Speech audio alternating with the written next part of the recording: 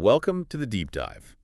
We dig into interesting stuff so you get the key takeaways fast. Basically, we do the reading so you don't have to, but you still get informed. And that's the idea. So today, we're looking at a chapter called Letting Go of Mediocrity and All That's Ordinary. Okay. And the source material, it's a bit unusual. It features this conversation between, get this, an artist, an entrepreneur, and a homeless man.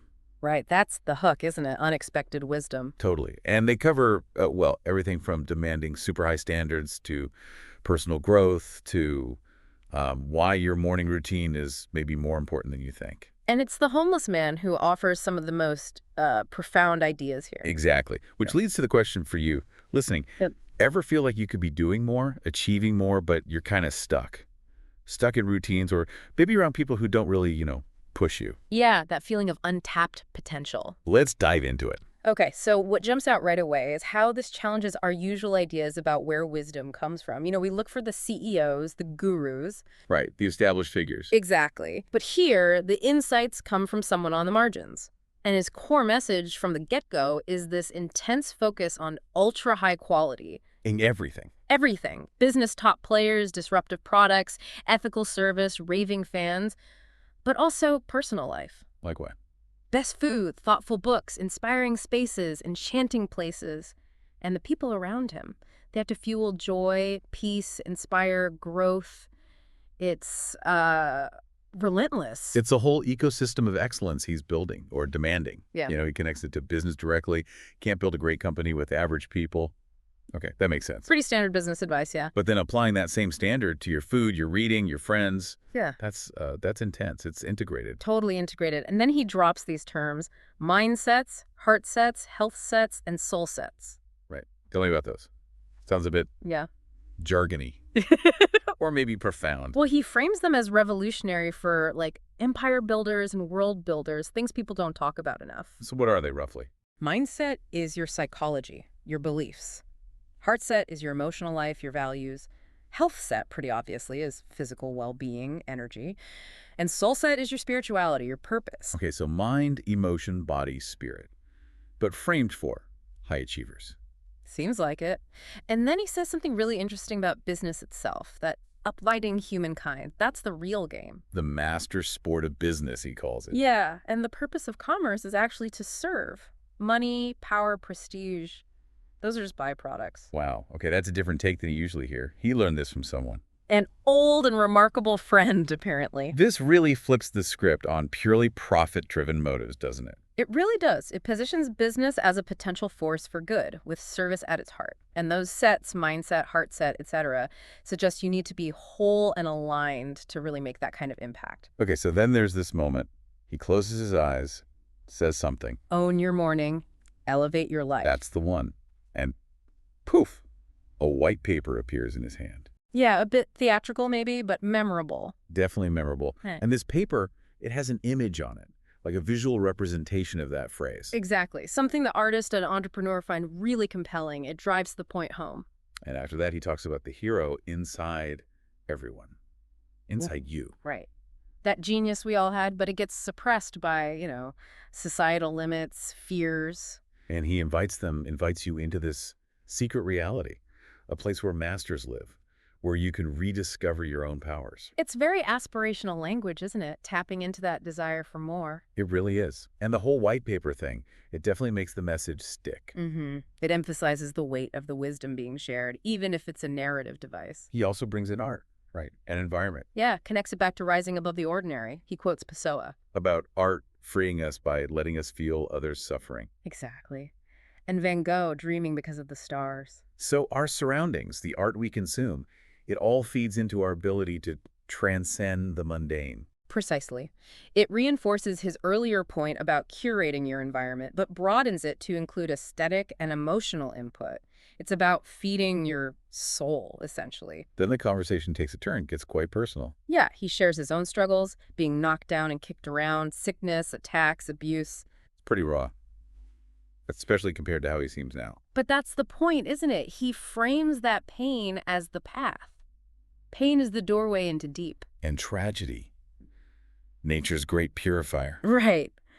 burning away the negativity, revealing your brilliance underneath. It's a powerful reframe. He even says suffering gives you rewards, like empathy, originality. Authenticity, relatability. Yeah. Yeah, things you maybe wouldn't gain otherwise.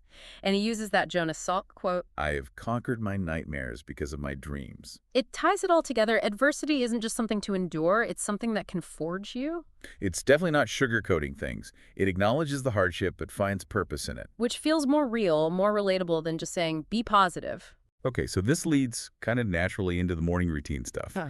This comes via the artist, quoting someone called the Spellbinder. Yeah, the artist had recorded his teachings. And the core idea is simple but potent. Winning starts at your beginning. Your first hours. When heroes are made. I like that. Mm-hmm. And the language is strong. Wage a war against weakness. Launch a campaign against fearfulness by getting up early. So it's about being intentional right from the start of the day. Yeah. Taking control. Exactly. Set the trajectory. If you win the morning, you're setting yourself up to win the day. And he calls it a precious little secret. That massive results, Yeah. they're not really about talent, are they? Not primarily, no. More about daily habits, especially that morning ritual. It pulls back the curtain on seemingly natural greatness, showing the years of practice, the focus. Right. Which is actually really empowering for, regular people. Yeah. It means you can achieve extraordinary things. It's about the routine, the consistency. Demystifies it a bit, makes it feel achievable with enough dedication. And that aligns with a lot of what we know about habit formation. Small steps, big results over time. But the Spellbinder also warns about distraction. Oh, yeah. Big time.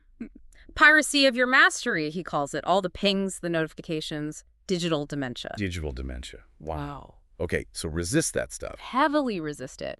Focus your attention on your potential instead. Let go of the reasons you're stuck. And become an imaginationalist. What's that? Leading from the future you want, not the limits of your past. It's about seeing possibilities. Believing in what could be. Exactly. And he connects this to a deep human need to create meaningful work, experience awe, enrich others' lives. And that Thomas Campbell quote fits right in. To live in hearts we leave behind is not to die. Mm-hmm. It's about legacy again, making a positive ripple effect. This all sounds great, but then we get to the entrepreneur's reality check. Right. She's struggling. Technology addictions, specifically. It's killing her focus, her energy. Feeling buried under messages, notifications. Sounds familiar. Very familiar for many people today. And she's also got this tough people problem, letting go of employees who aren't growing with the company. That's always hard. Yeah. What's a homeless man's take on that? Well, first he says a leader's job is to help the doubters, the powerless, the hopeless, uplift them. Okay, supportive. But then the flip side. He says employees who stop growing, who blame the company when they get left behind, they chose that.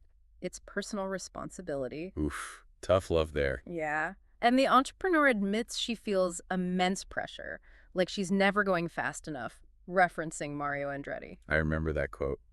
If everything seems under control, you're just not going fast enough. That's the one. Captures that relentless pace, doesn't it? So how does the homeless man respond to that feeling of pressure? With another reframe. Pressure is a privilege. A privilege, how so? An opportunity to grow. Obstacles are tests. How badly do you want it? Okay, seeing challenges as proving grounds. Exactly. And failure. That's just growth in wolf's clothing. I like that metaphor. Takes the sting out a bit. It does. And he hammers home the importance of personal expansion, unfolding your potential, cites Tolstoy. Everyone thinks of changing the world. But no one thinks of changing himself. Pow!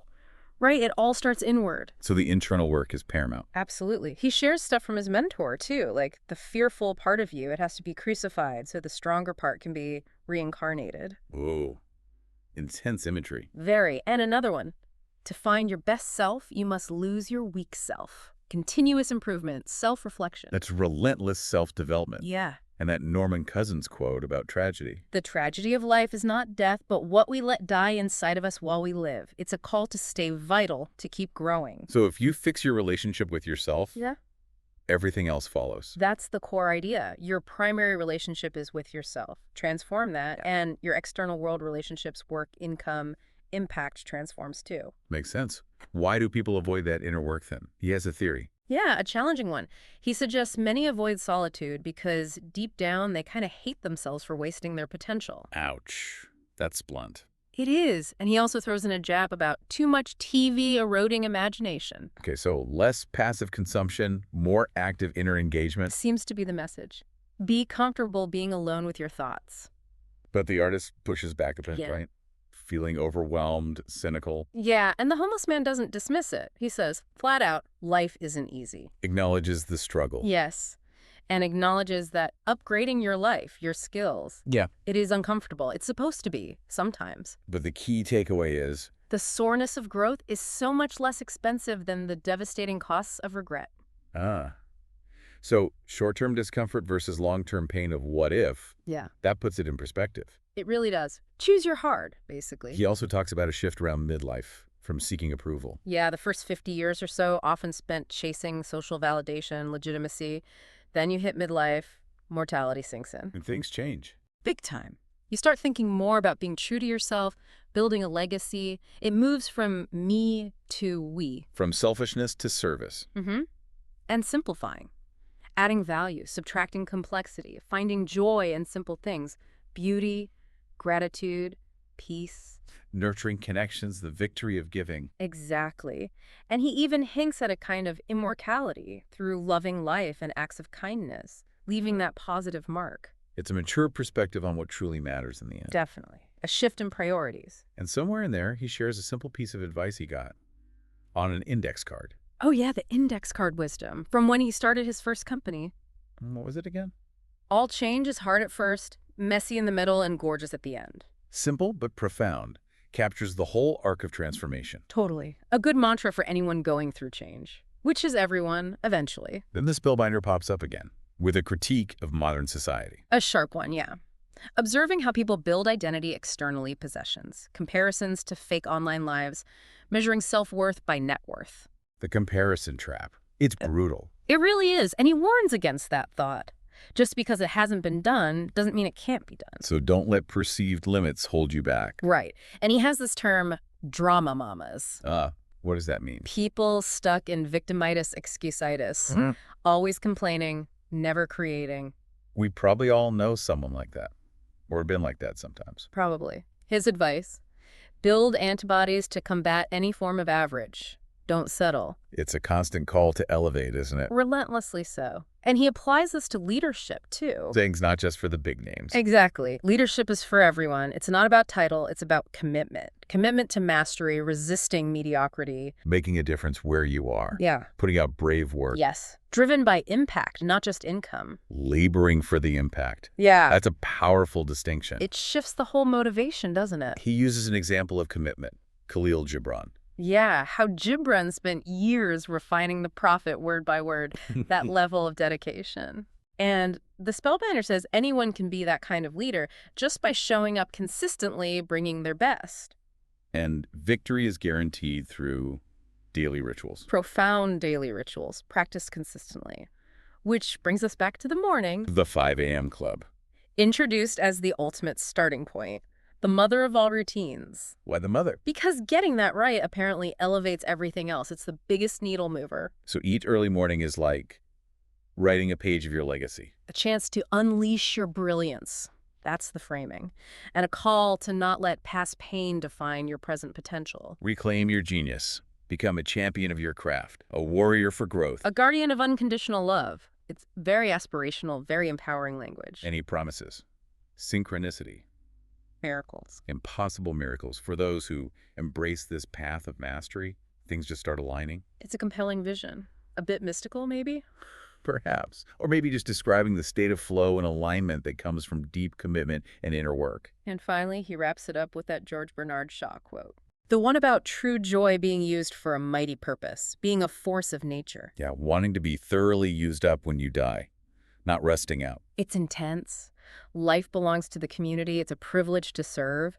Burn your torch brightly. Pass it on. Wow. Yeah. It ties everything together, the service, the legacy, the full use of potential. So let's try and summarize this deep dive then. We hit on demanding incredibly high standards across the board. Finding growth in hardship, not just surviving it. The absolute power of daily habits, especially that world-class morning routine. The critical need for inner work. Self-reflection, continuous growth. Yeah, and shifting from needing external validation to focusing on contribution, on legacy. And that final call, really, to tap into your own genius and just refuse to live an ordinary life.